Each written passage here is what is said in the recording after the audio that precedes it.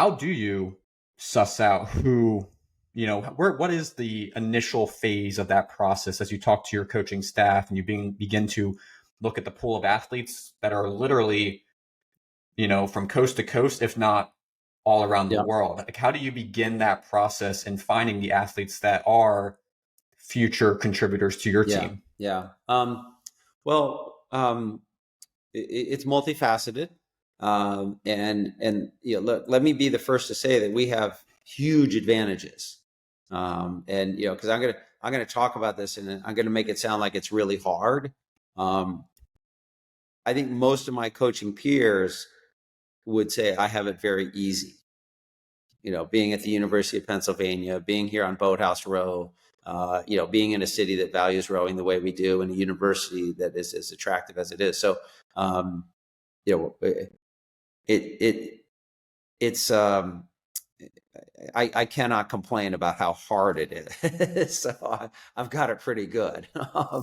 But the first thing is well, one of the things that we do is we try to take a very local and domestic approach, which is a bit different than many of our peers in the league and at the upper echelons of the NCAA. So we're very interested in local students.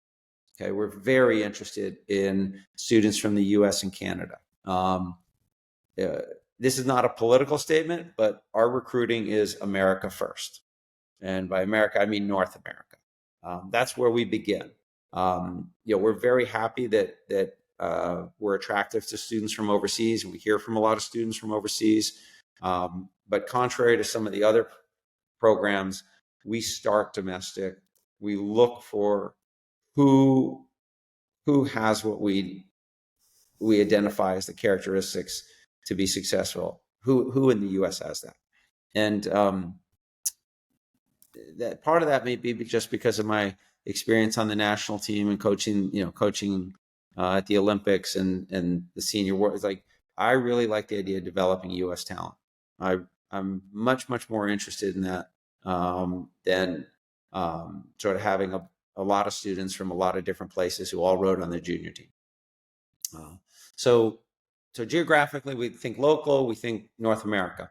We look for athletes. Look, okay, the academic piece, that's kind of assumed. They have to have a certain academic standard. And as I mentioned earlier, they have to want to do school. You can be very bright, but not particularly motivated to do school. That won't work here. And the flip side is you can be a really curious, engaged student, but not particularly accomplished. That won't work here either. So they've got to have the academic piece. We look for athletes. And that, what is that? We really like people that play multiple sports in high school. I'm always counseling people in their junior year. You speak to them on a phone call, you have a phone call with them, and so many of them are like, well, I'm going to give up basketball to do winter conditioning. I'm going to give up swimming to do winter conditioning, or, I'm going to stop with volleyball to do winter conditioning. And my first question is always, well, do you enjoy basketball? And almost inevitably, like, I love it. I'm like, well, keep doing it. Be athletic. It's good for your body. Learn how to compete in a different realm. It'll make you more valuable. Oh, my erg time. I won't have the erg time. Well, I think very often the people that actually do the other sports, maybe they are a little bit behind on the erg, but the upside is oftentimes much greater, and a lot of the college coaches recognize that. So we're very interested in finding people who are athletic, because if they're athletic, they're going to want to stay athletic in college. It's more likely that they're going to want to continue rowing during their time in college. And by athletic for us also, you just have to have a certain physical stature. They're not a lot of 5'2" rowers that are in the finals at the NCAAs on the women's side, outside of the Coxon seat. So, that's relevant for us. We got to pay attention to that. But I've also never seen a boat where it was the 8 tallest people that in any program that was the fastest boat in that program. We look for people who are interested in being a teammate. We come across some really gifted and talented single scullers, and we've got to figure out, look, are they a single sculler in their mindset? Or are they someone who's a team athlete who just happens to be in the single because of the program she's in? So being a good teammate is crucial for us. Is this somebody who is, going to take care of themselves and not be a burden on others too often, and who also is going to have a broad perspective and pick up a teammate when she needs a helping hand? That's really important for us. Circling back, in terms of the rowing skills, we will always ask for video. We want to see how people row. If we can't see good video of them rowing, we want video of them on the ergometer.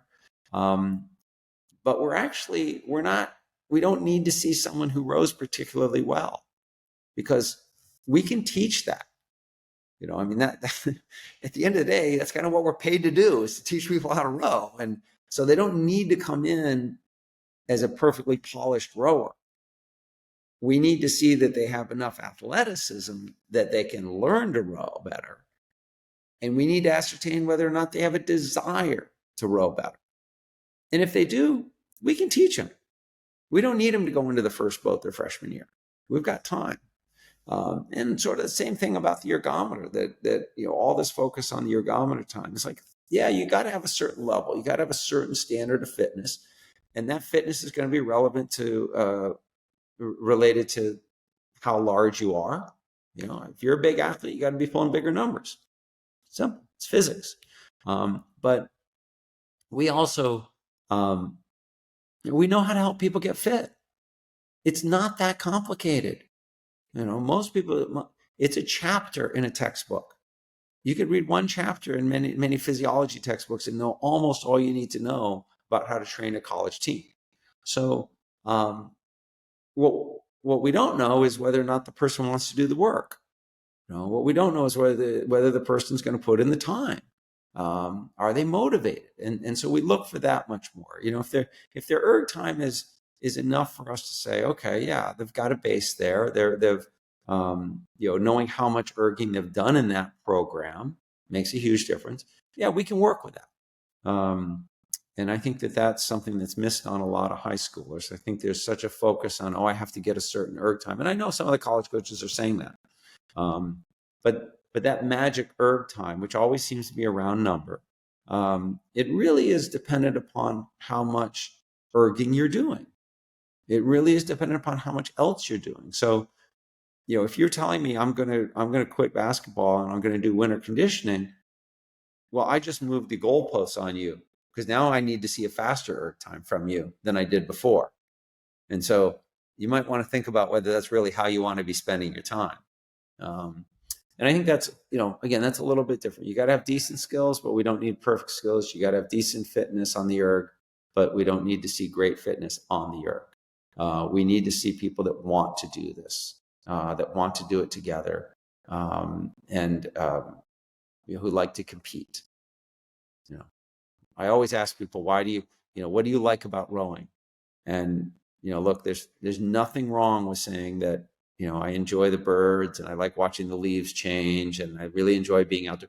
There's nothing wrong with it. Those are really nice things about our sport.